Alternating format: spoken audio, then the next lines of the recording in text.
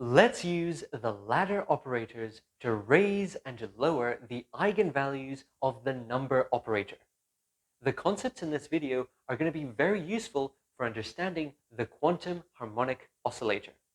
In a previous video in the quantum mechanics playlist, I derived some commutation relations, which I'm going to use in this video.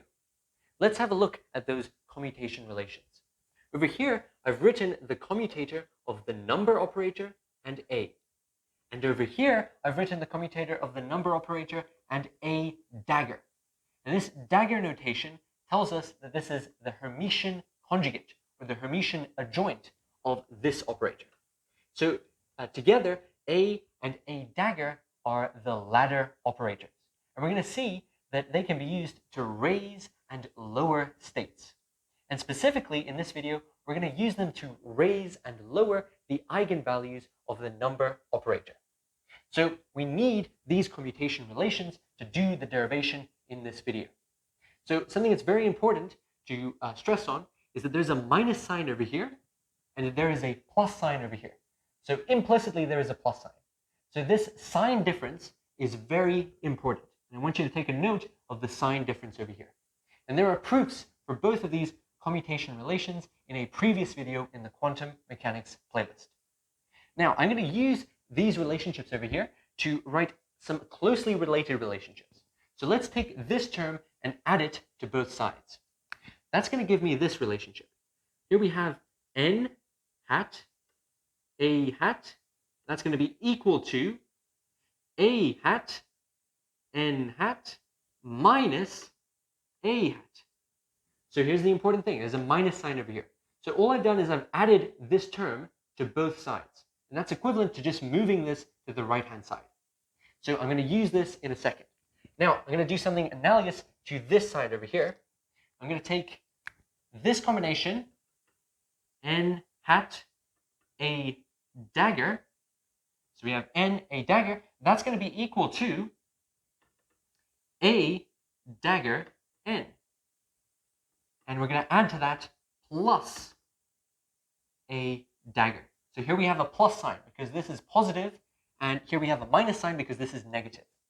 So what am I actually doing here? I'm swapping the order of these two operators, and I also have to introduce this term over here. And this term is equivalent to the commutator of those operators.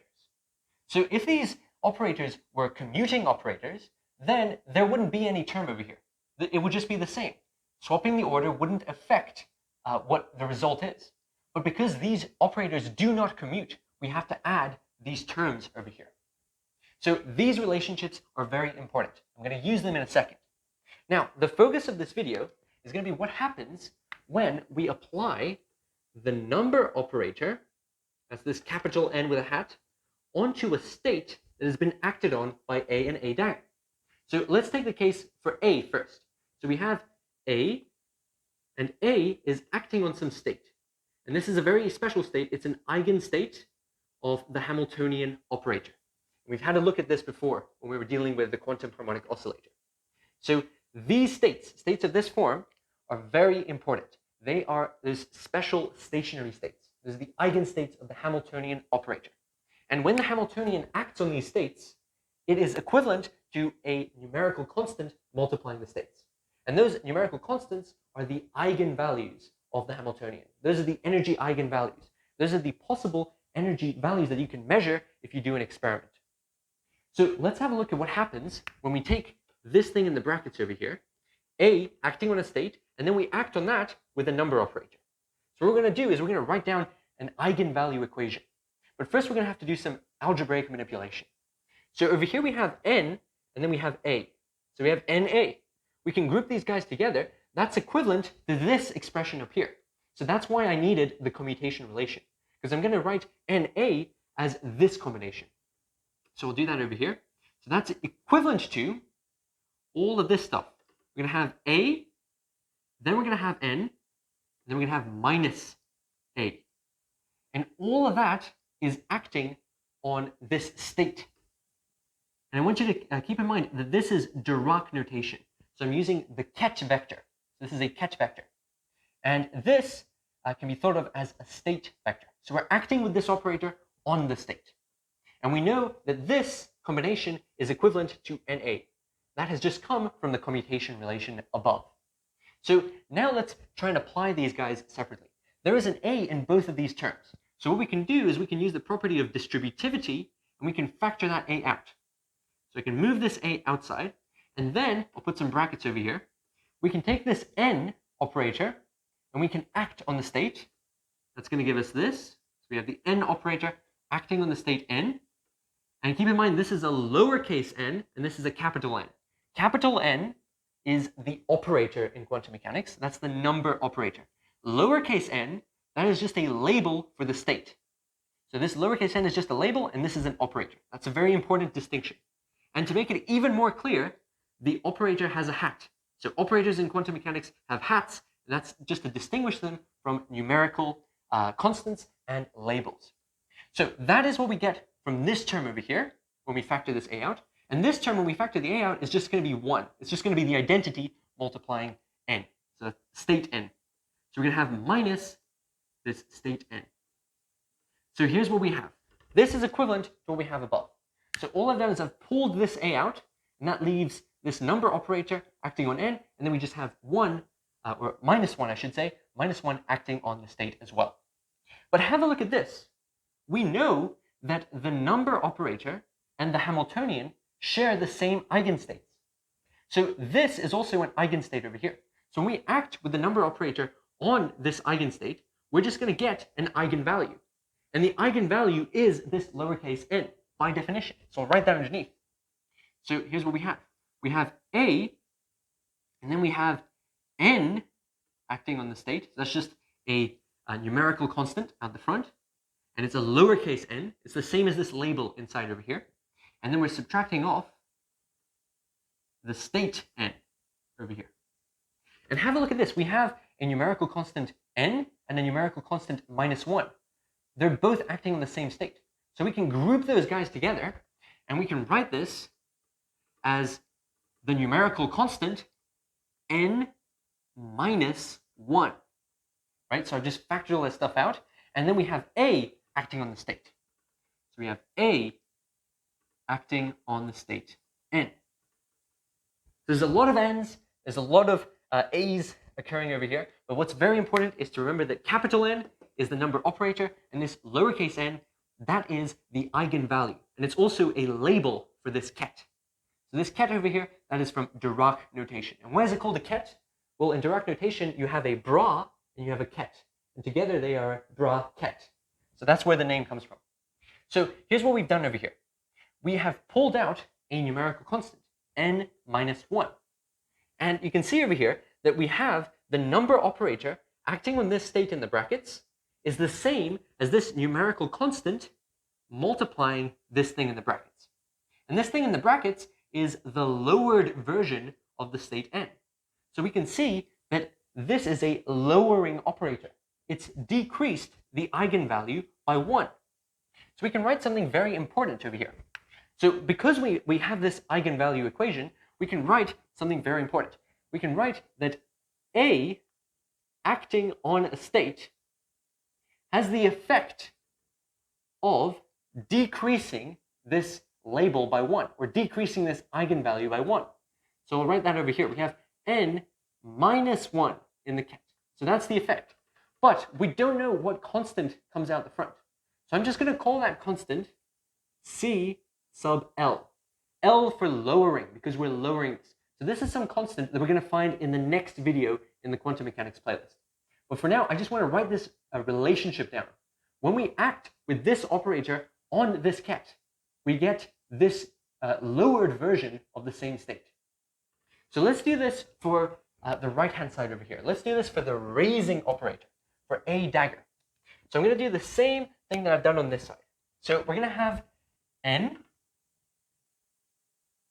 acting on, so this is the number operator n, we're going to act on a state that's been acted on by A dagger. So we're going to have A dagger acting on this ket, and then we're going to act on with the number operator. So let's see what we have over here. We have NA dagger, and we have NA dagger up here. So NA dagger is the same as A dagger n plus A dagger. So that's this combination. So let's write that down.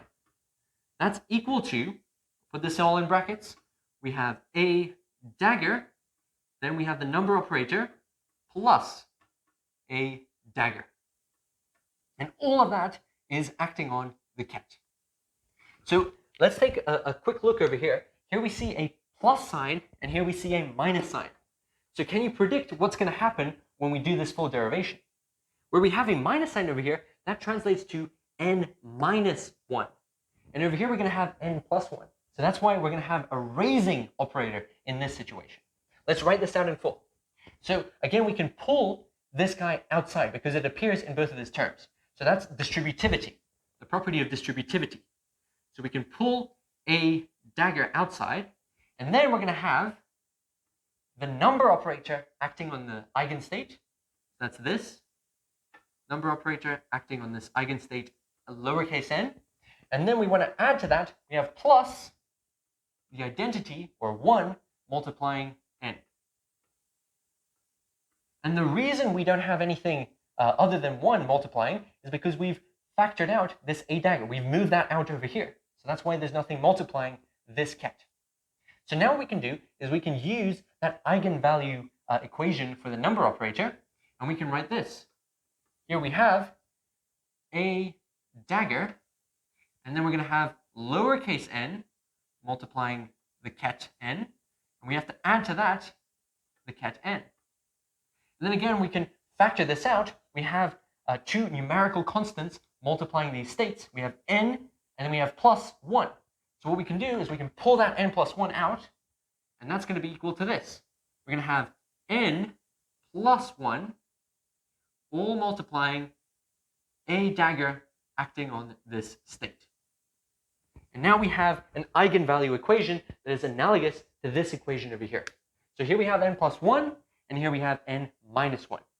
From this eigenvalue equation, we can see that when a dagger acts on a state n, it raises it to the state n plus 1. That's what this eigenvalue is telling us. So we can write that down in an analogous form to what we have written over here. So a dagger acting on the state n, this is the ket n, that is equal to n plus 1. So we've got n plus 1 written as the label of this ket vector. But we need to make sure that this is normalized, so we have to introduce a constant over here. I'm going to call that constant c sub r. And r is for raising, because we're raising the state over here. So here we have the raising operator, and over here we have the lowering operator. That's why I'm calling these constants at the front c sub l and c sub r. So l for lowering, r for raising. We can see that a changes n to n minus 1, and a dagger changes n to n plus 1. And we can also infer that from this eigenvalue equation with the number operator over here. Now, let's see what values of little n are allowed. I'm going to do some algebraic manipulation involving Dirac notation. So I'm going to set little n equal to n times this combination of bras and kets. So on the right over here, I have the ket labeled by little n, and over here I have the bra. And together we have a bra ket. This is the inner product of an eigenstate with itself. And we know that this is equal to 1. That's because these eigenstates of the Hamiltonian operator are orthonormal states. So if we take the inner product of a state with itself, that's just going to give 1. But if we take the inner product of a state with a different state, that's always going to give 0. And you can actually summarize that in a condensed manner using the Kronecker delta symbol. And that Kronecker delta symbol is very useful when you have these types of relationships. So over here we have the same label. And the same label means that this is equal to 1. So now what I can do is I can actually move this n inside.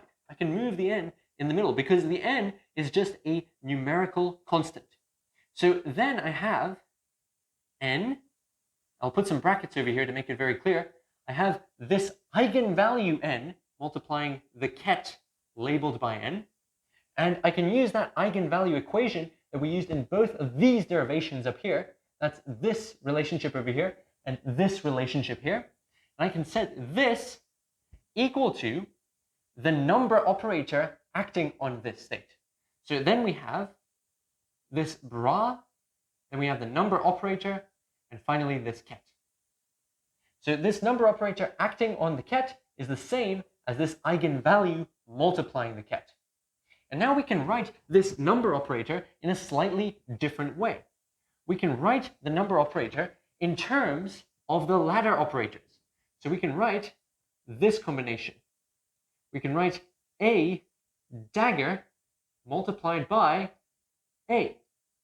So A dagger times A is the same as the number operator. And we've seen that in other videos that are focused on describing the quantum harmonic oscillator. So now what I want to do is I want to put some brackets over here, some convenient brackets. I want to split this in half. So together, these two operators are the same as the number operator. But if I split them in half, what I can see is that I have this thing over here, and then I have the Hermitian conjugate of this thing. So I can write this in a different way. I'll write this underneath. I can write this as, all of this can be Hermitian conjugated. So I'll put this in brackets. I can write this as A acting on N, and I want to take the Hermitian conjugate of all of that. So all of this, and then I still have this combination on the right-hand side over here. And this combination over here, where you have a state multiplied by its complex conjugate, that is the same as the norm squared. So I can write this in some slightly different notation. I can write this as the norm squared of A acting on the state N. And the norm squared, we know, has to be non-negative. So this is greater than or equal to 0. So this tells us that N is greater than or equal to 0. So this trail of reasoning over here tells us that N is equal to N multiplied by this inner product. Then we can use this eigenvalue relationship to substitute in the number operator. And we know that is equal to this because we can break the number operator into A dagger times A. And then we can break this section over here and take out the complex conjugate or the complex adjoint. And this operation, when you put it in over here, is going to give you this, right? It's going to turn this ket into a bra, and it's going to turn this A into an A dagger. And that is exactly this form over here. And then we have something with a complex conjugate symbol multiplied by something. And whenever you have this combination, that's the same as the norm squared. And I'm using this notation for the norm squared. So there's double vertical bars telling me that this is the norm squared of this state. And this 2 subscript is telling you that it's squared. And we know that a norm squared of a state has to be non-negative. So all of this is telling me that N cannot be a negative number. So this has to be a positive number or 0. The minimum value of little n is 0. So the minimum value that this can have is 0. And anything above that, any real value, we know that this is real, by the way. How do we know that it's real? Well, we know from a previous video that n dagger is equal to n. And that tells us that the eigenvalue of this capital N has to be an element of the real numbers. So that's a very important relationship. So we know that n is real, and we also know that it cannot be negative. So that limits it to the positive reals or 0. But here's this relationship as well. We have another important relationship. We know that it can be raised by 1 and it can be decreased by 1. And the only way this can make logical sense is that if the integers are the only possible values of n, and specifically the positive integers and 0. So the lowest possible value of n is 0, and all of the positive integers are also possible values of n. And you can start off from 0 and then use the raising operator to climb up all the positive integers, and then you can use the lowering operator to climb down all the way back to 0. But you cannot go anywhere below 0. So when you act on 0, on the 0 state, with this lowering operator, you're just going to get 0. So this is going to kill the ground state. And the ground state is going to be labeled by n equals 0. So hopefully this algebraic manipulation over here has made sense. This has come from the property of Hermitian operators. Hermitian operators are operators that are equal to their complex conjugate. And one property of Hermitian operators is that they have real eigenvalues. And this little n is an eigenvalue of the number operator. So we know that it has to be real, and by this reasoning over here, we know that it cannot be negative. And the only way for this to make sense is that if n has to be a positive integer or 0. So a non-negative integer. N is limited to the non-negative integers. If we allowed n to be something that is not an integer, then we could repeatedly apply the lowering operator, and then we would eventually get to a negative number. And that's prohibited. That's a contradiction. That contradicts all of this working in green over here. So I'll do a quick little diagram. We have 0 is the lowest possible value, and over here we have n equals 1 is the next lowest possible value, and then you have n equals 2, and so on. You can keep going up. Let's say you started somewhere in between two integers. Let's say you started slightly above 1 and slightly below 2.